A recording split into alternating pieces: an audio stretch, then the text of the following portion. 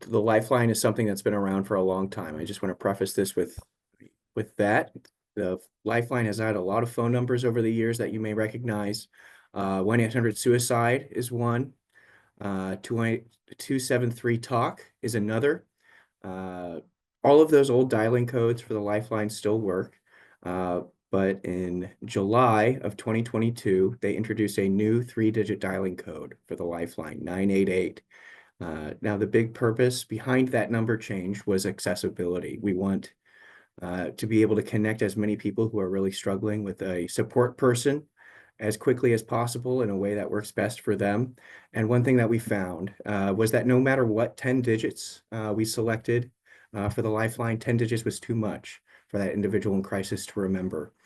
So this change is it represents really a radical change for us in accessibility and being able to connect with individuals who are really struggling. And we've also had a bit of a general branding shift as well that I'm just going to real briefly draw your attention to. Now, previously, our services were known under the National Suicide Prevention Lifeline. That has since shifted to the Suicide and Crisis Lifeline. And the big purpose behind that shift is that folks who felt their crisis, what they would call their crisis, was a suicidal crisis. Those folks understood that 988 or the Suicide Crisis Lifeline was an appropriate space to reach out to and to receive some counseling. Folks who would describe their crisis more generally, more broadly, a crisis related to substance abuse, a crisis related to domestic violence, for instance, they weren't as sure if the Lifeline was an appropriate space for them to reach out to. But we really want to encourage people who are experiencing crisis in all shapes and stripes to reach out to speak with a crisis counselor to talk about what's going on today.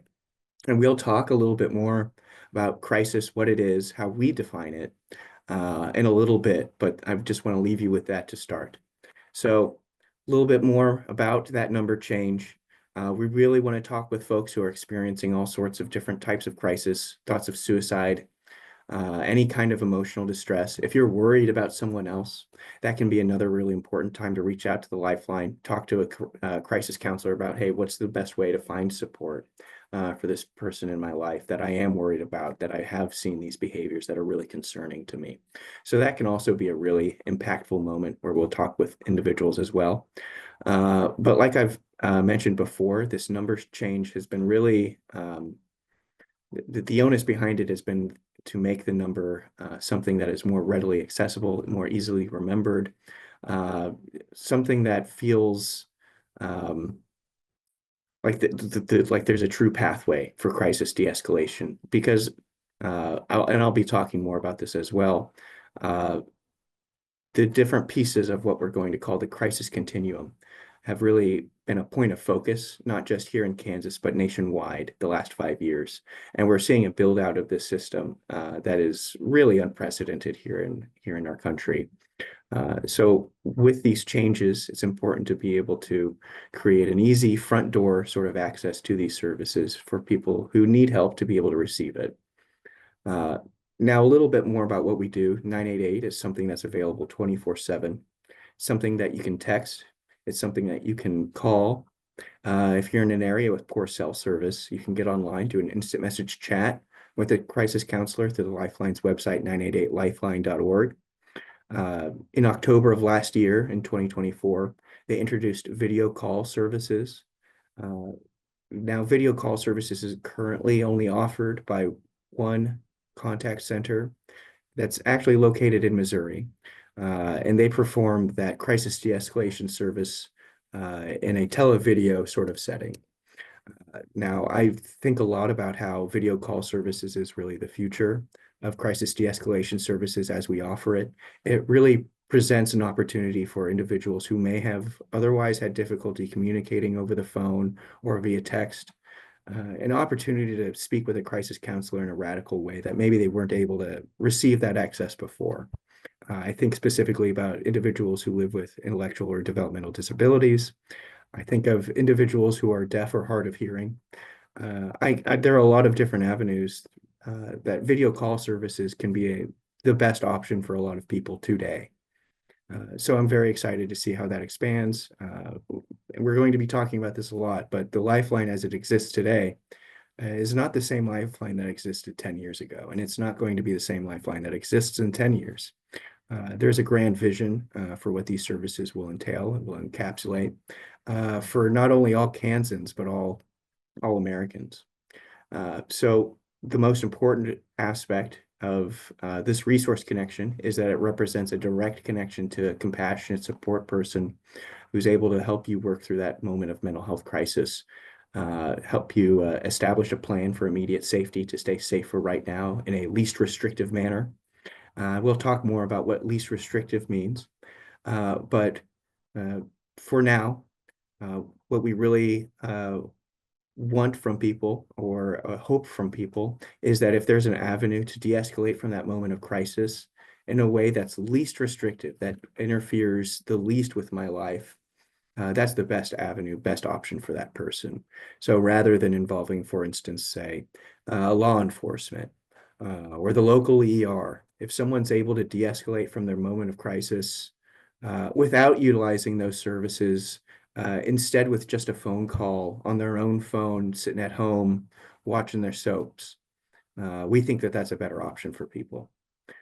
So on the other end of those three numbers, 988, are highly trained counselors who utilize best practices in crisis care to be able to effectively de-escalate with people in that moment of crisis. And we do have the capacity to connect that person with other referrals. Say someone expresses to us that they've been really struggling with substance abuse or addiction. We have the capacity to help that person connect with other local resources, maybe a local addiction counselor to their area. One huge aspect to 988 and how it has changed very recently is a refocusing on localized care. How can local contact centers connect local callers with local resources that will best meet their needs? There's been a lot of changes in how the Lifeline routes the last 5 years. Right now, we're in a system where you get connected to the physically closest contact center to your current location, which is a huge change for us to be able to offer that to individuals. So we manage that sort of resource referral piece as well. Every individual who reaches out to us, we want to engage in some component of safety planning. We also offer follow-up services for those individuals as well.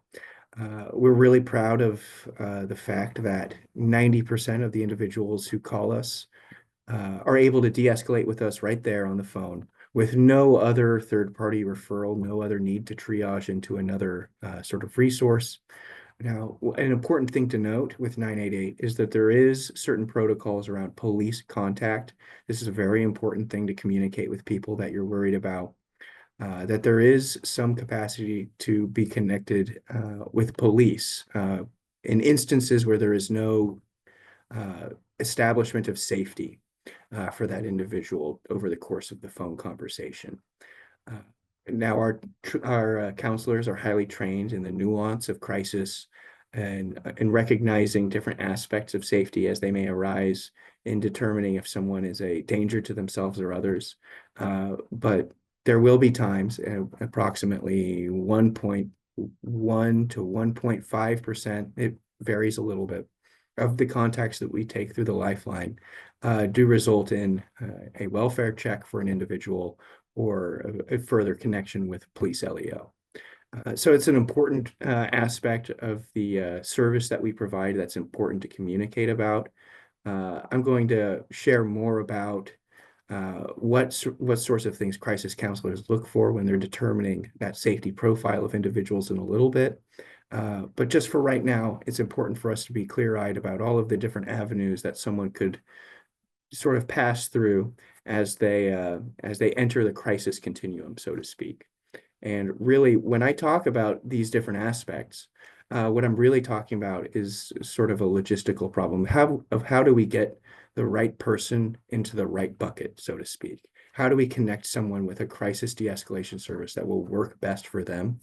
It's part of the reason why we offer so many modalities through the Lifeline. Someone who, for instance, would never call might feel much more comfortable texting a crisis counselor and vice versa.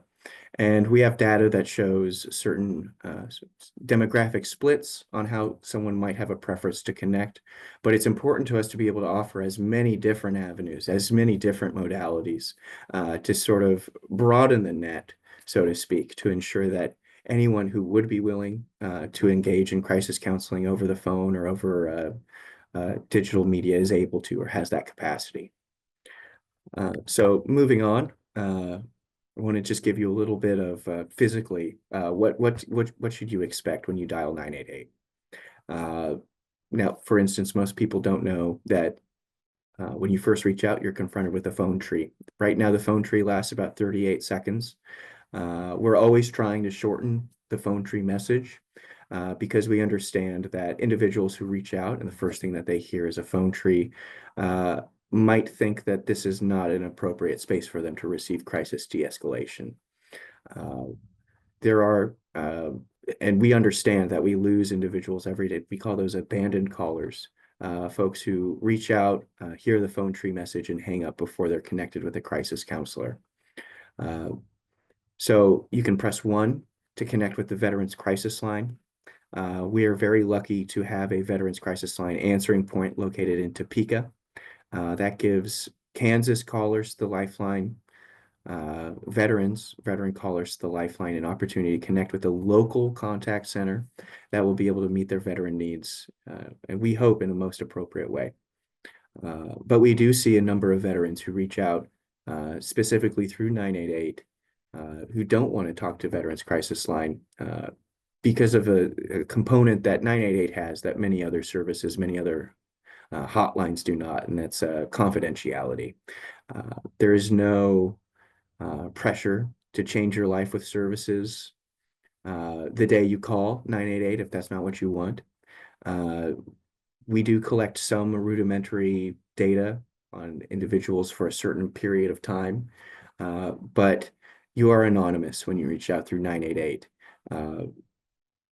And that is a really powerful sort of component of the intervention that we provide, is that people are able to come as they are and talk about what's going on today without this pressure of, you know who I am, or you recognize these certain specific aspects of what's going on, and I'm going to receive the same counseling every single, largely we want to be able to provide replicable counseling to people, but we also find that it can be a barrier for people if they think that they'll be recognized when they reach out with a crisis.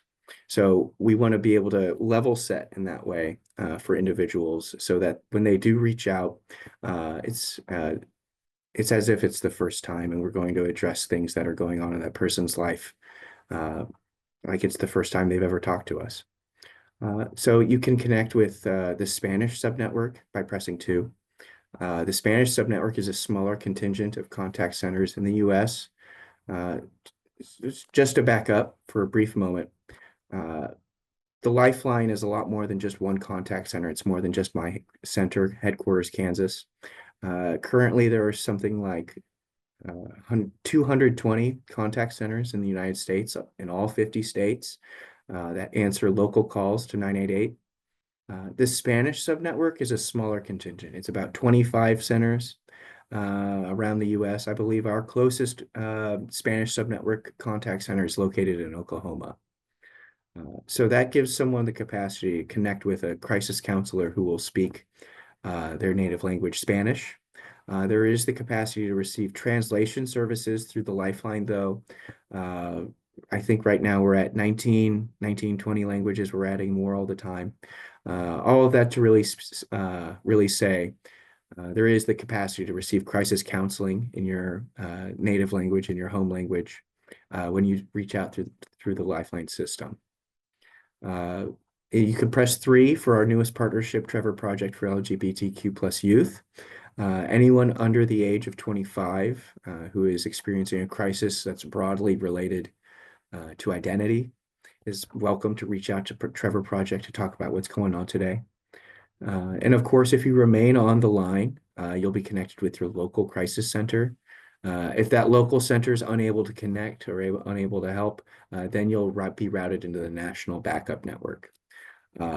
Now, every state is in a slightly different place with some of these metrics, but we're here in Kansas very proud to share that for those callers to 988 here in Kansas, we answer that phone in less than 15 seconds and 13 seconds on average. So that gives us an opportunity to connect quickly with people. And also gives us the capacity to establish trust with someone right away to show that, hey, we're here for you when you do reach out in crisis. So the way we've also constructed the backup network here in the state, depending on where you call from, each of these contact centers here in our state has a answer rate over 90%. It was important to us to be able to ensure that as many contacts as possible are able to be answered here in our state, specifically for that localized care sort of piece. We want to be able to connect people with local resources. So if you don't immediately hit the contact center in Kansas that's physically nearest to you, you could still ring to 2 other Kansas contact centers before you're passed into the national backup network. So if we do a little back of the napkin math, if each of those contact centers has an answer rate over 90%, and you're offered to 3 of them, the opportunity to be answered in Kansas is 99.9%. So over here, I've got a little bit of a breakdown of nationally what those contacts to 988 looked like, not only in 2022, but also what it's looking like today, or a time more closely approximating today. So you can see just roughly something like a third of the contacts that we take are chats and texts, and 2/3 are calls. Now, I always share this anecdote because I think it's very interesting, and I alluded to it earlier when I shared that different demographics might utilize different services differently. I've had the opportunity to not only be a chat text counselor through my center, but also answer calls. And one thing that you do really see with chats and texts is a disproportionate number of those individuals utilizing that service are people under the age of 20. And we can speculate, pontificate on why kids might be more comfortable texting over calling. But I think it's an interesting sort of anecdote that shows how different populations might have different preferences for different modalities, and how they might have their needs best met by an alternate service, so to speak. And that's really the purpose of a lot of these partnerships here as well. Veterans Crisis Line, Spanish Subnetwork, Trevor Project, is to really ensure that someone who's reaching out through 988 is being connected with the best person possible. So you see that, roughly so in May of 2024, monthly contacts nationwide for the Lifeline exceeded 0.5 million, 500,000. So that will put our ballpark for 2024 around 6 million. And I've got some good data to show you guys too about what that looks like in graph form. I love data, so love an opportunity to share it with people. I find highly visual people, this can mean a lot for them. You see right here in July, back here, 988 implementation, we see big spikes. Then it's still going up, but there's been some leveling off in certain places, like chats.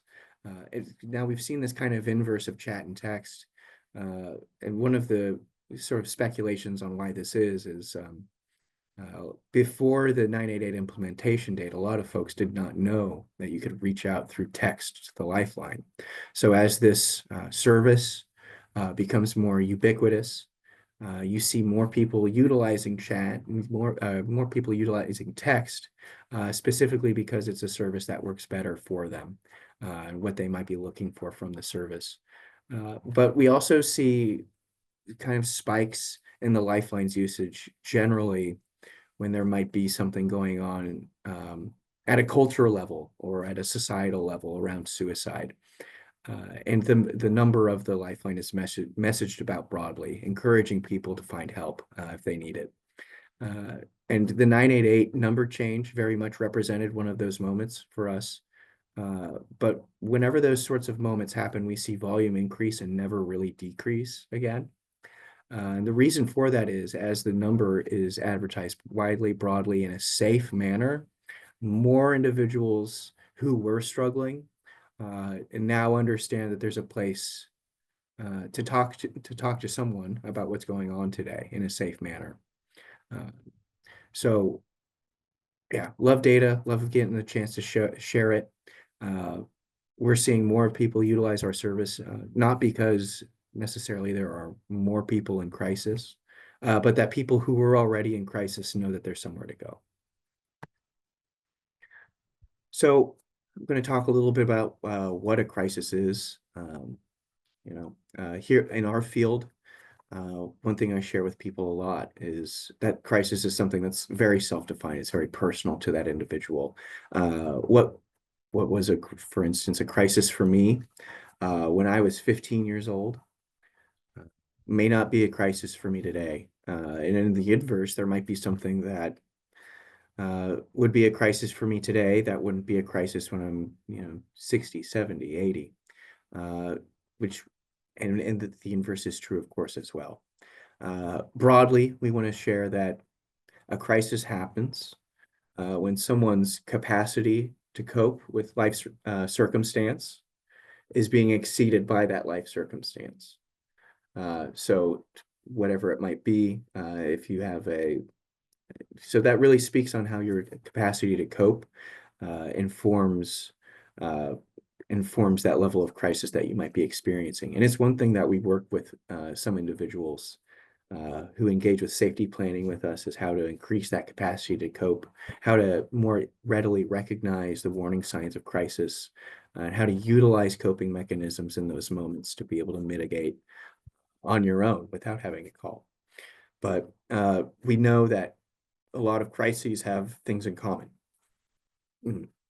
For instance, we know most crises have some component of change, have some component of loss to them. Just real briefly, I'm going to talk about Joiner's interpersonal theory of suicide. Thomas Joiner is a leading suicidologist in our field. The theory that he broadly shares is that suicide happens when there is a feeling of lonesomeness, like someone who feels incredibly alone, overlapped with a feeling of burdensomeness. So someone who feels as if, even if I were to talk about what's going on in my life or talk to someone, it will either make things harder for myself or for the person that I'm telling. So we have someone who feels like they're incredibly alone, like there is no one that they can talk to. And then when we introduce capacity for suicide, that's when suicide happens. And capacity can look a lot of different ways. For instance, someone who drinks or takes drugs preceding a suicide attempt. We can speculate that that person was trying to sort of manage the sort of emotional, psychological component of committing that act, so to speak. And we want to be mindful of how that means piece sort of braids into capacity as well. Someone who has access to means has a greater threat for suicide in their immediate circumstance than someone who does not, for instance. But again, crisis is something that manifests uniquely for each of us. Each crisis is unique. And we know that someone who is in crisis still has resources that they can access. They still have strengths that they can tap on and draw on. And there are still protective factors in that person's life, even if that person is in a moment where they have forgotten them. One thing that we often find is that as we're talking with someone who has forgotten their connection to resources, has forgotten their strengths, has forgotten their protective factors, we'll still talk about those things while they're talking with us. And one of our responsibilities while we're talking to that person is to hold on to those things for that person until we get to a point of de-escalation and having a broader conversation about what does safety look like for the immediate future. That's a moment where we can say, here are some of the things that we heard the things that in your life that are strengths, that are resources to you, that are protective factors. We're wondering if this is something that feels like it's worthy to stay alive for today. And we find that that can be really powerful for people. And we also, of course, know that outcomes are improved for someone by having access to the right care in the right place and at the right time. Uh, I'm alluding to that sort of least restrictive piece again, that someone is best served in their moment of crisis by something that meets them where they are at and is able to help that person de-escalate in as inobtrusive a way as possible. So a little bit more about the actual intervention that our counselors provide. The most important thing that we do for people is sit and listen. Listen in a radical way that maybe other people in that person's life haven't been equipped or able to do for them. And that's the most powerful part of the intervention that we provide, is giving someone an opportunity to share their whole story. And to aid that, we utilize reflective listening, compassionate speech. We want to work through validating that person's pain in that moment, while also presenting that there are multiple options to move forward from this. That counselor's responsibility may also be to set an appropriate pace for the conversation, outline what the boundaries of the conversation are, what are limits to what we can provide for people. Really, when we're talking with someone, we want the front half of that sort of intervention to be client-led. We want them to sort of take us through everything that's happening, and maybe explore life's circumstance in a way that feels meaningful to that person in that moment. Give that person an opportunity to share everything that's going on.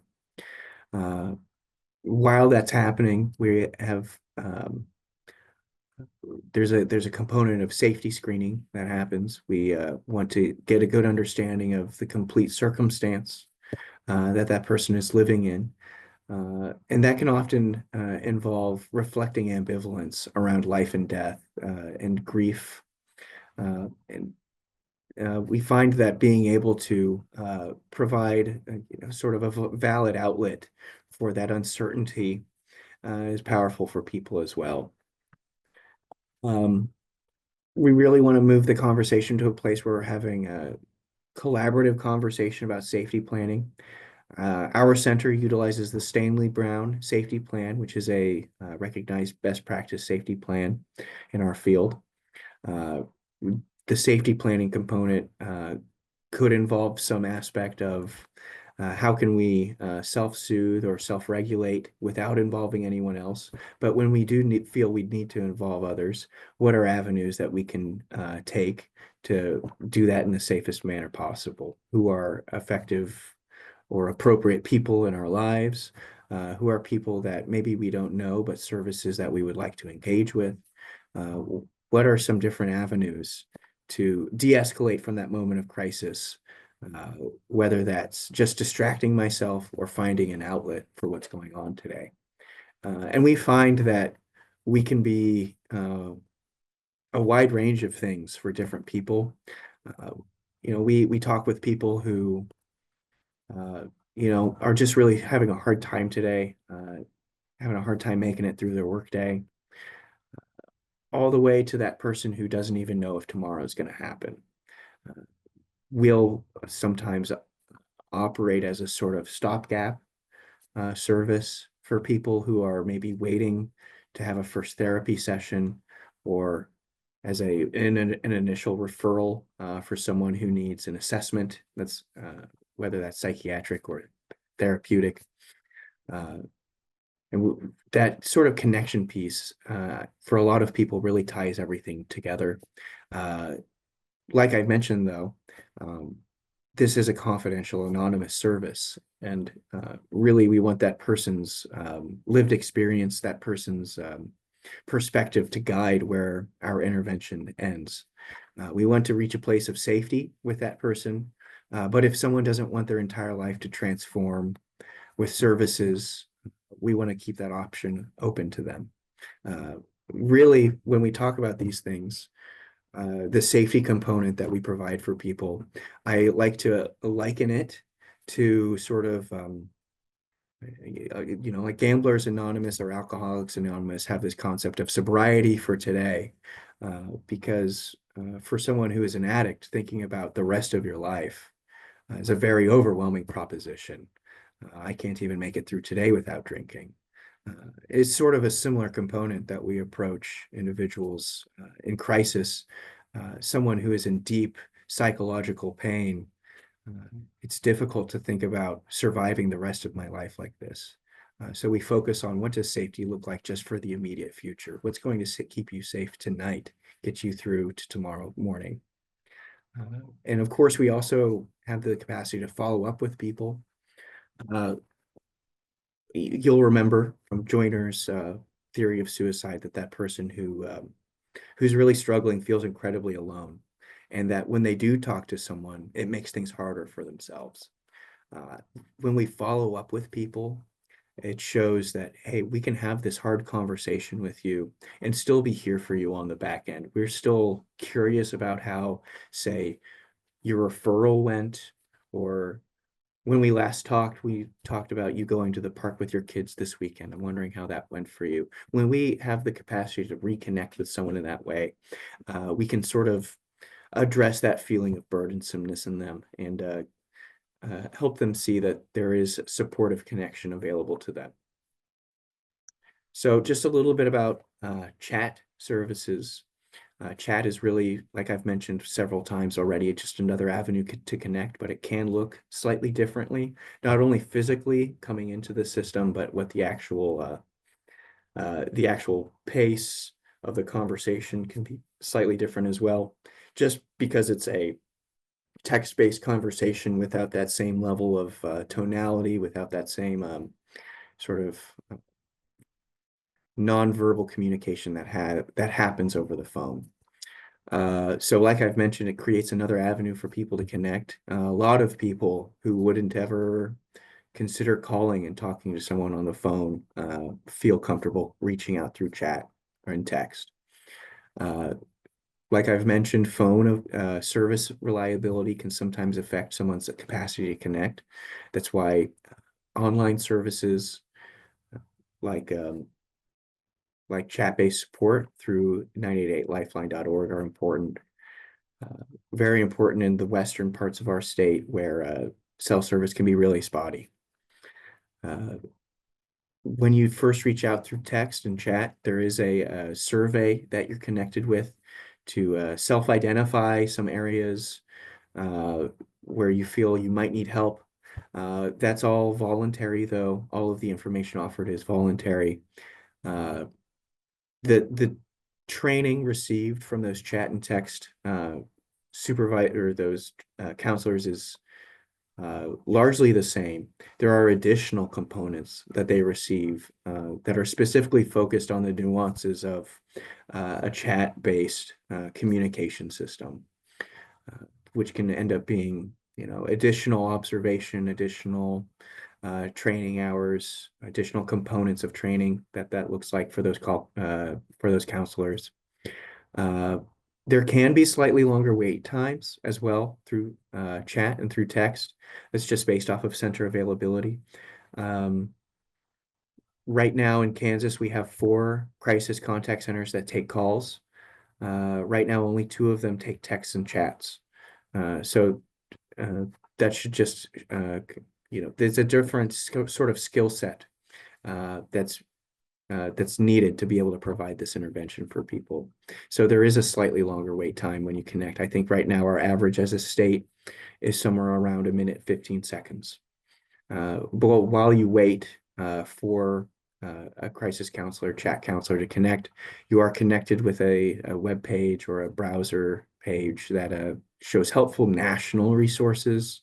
I would still encourage someone to wait to connect with that crisis counselor to receive good referrals for local resources, though. That national resources page is something that's curated by the Lifeline's administrator. So there can be gaps for people, so to speak. So a little bit about video call services. I've alluded to this a bit already, but video call services is something that is at this moment rather limited in its accessibility. And that's because it's only offered by one contact center that's located in Missouri. But it really gives the opportunity for historically underserved groups to connect with crisis counseling. Uh, it's accessible just like the chat format through the Lifeline's website, 988lifeline.org. There can be long wait times to connect. I'm talking upwards of 15, 20 minutes, which is not an appropriate sort of amount of time to wait for a person that's in crisis. They're currently onboarding other video call contact centers, but the pilot was just completed in December, just like a month ago. So there's still a buildup that's happening, but I'm very excited, if we talk again in 5 years, to talk about how a video call service has expanded. But something to keep in the back of your mind for someone who may have difficulty communicating over the phone or communicating via text. When there are long wait times to connect with video call services, individuals may be encouraged to utilize TTY services and called 988. So I've alluded to a lot of different sort of components of 988 that sort of braid together to create a more accessible sort of initial service for people who might be really struggling. I'm going to take a moment to talk about sort of other pieces of the web as well, because crisis counseling isn't just 988. There's lots of different local crisis lines, for instance, that folks can call. Every mental health center, for instance, in the state of Kansas also curates a local crisis line for their communities, which are also great places to reach out to receive crisis de-escalation support. And there's other sort of specific targeted lines as well. This one that I'm about to talk about, Hey HQ, is a support line that's available for youth, anyone under the age of 18. And anyone under the age of 18 is welcome to reach out, talk to someone else that's closer to their own age. We understand, for instance, for kids, it can feel very intimidating to talk to an adult about what's going on. For a myriad of reasons. It might feel like I'll get in trouble, they'll tell my parents, whatever it might be. But we really want to encourage youth to engage in supportive counseling in one form or another, which is why our agency has introduced the Hey HQ line. So this is a space that teen counselors will provide supportive counseling. If the level of acuity is beyond the needs of supportive counseling, those teens are trained to hand that contact off to a 988 counselor. So that's something that's, has a limited amount of availability, but could be a really powerful service for someone. So I guess what I hope to allude to is that there's a lot of options for individuals, even if it feels like there is no one to talk to, whether that's 988 or another crisis line.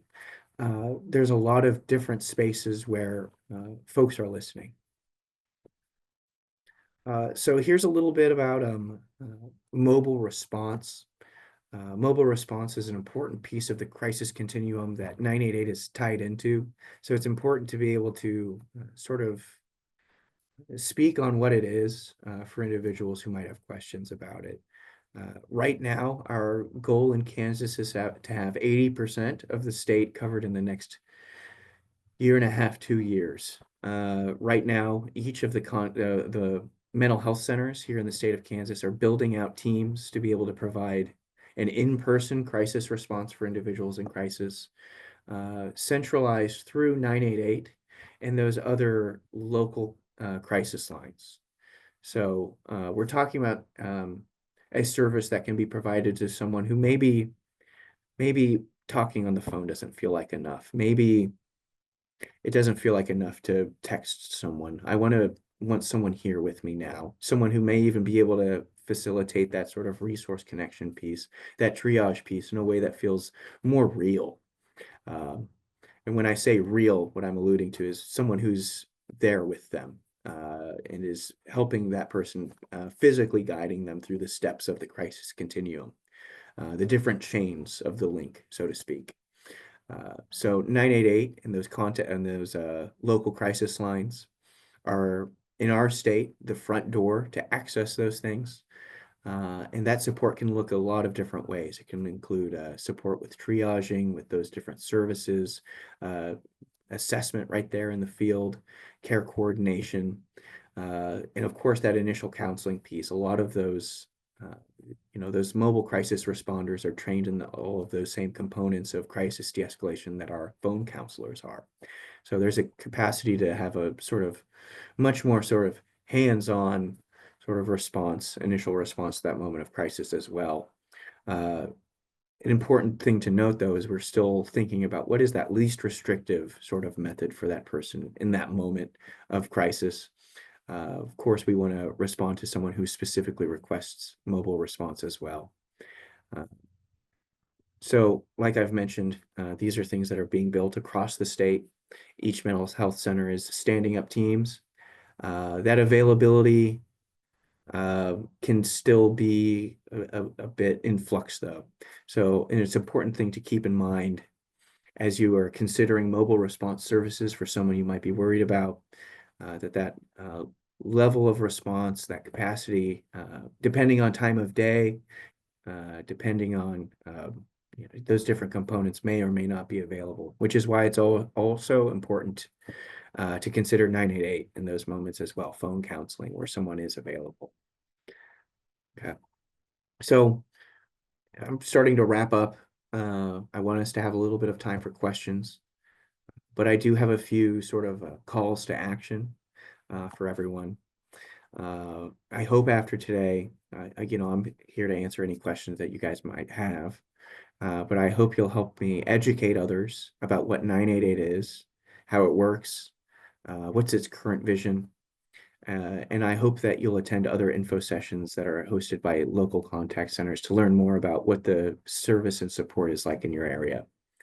I hope you'll encourage others that help is available today, that even if someone feels terribly alone, there is always someone to talk to, at least a 3-digit dialing code that they can reach out through.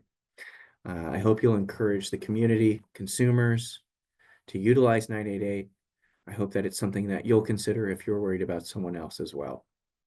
I hope you'll help ensure that 988 and those local contact center numbers are on resource lists and materials, and folks know what to expect when they reach out through them. I hope you'll help us collaborate with other contact centers to strengthen the crisis continuum generally, not just in your community, but also across our great state. And I hope you'll help us by advocating for crisis counseling services as a least restrictive and readily available option for individuals in crisis. This last page just has some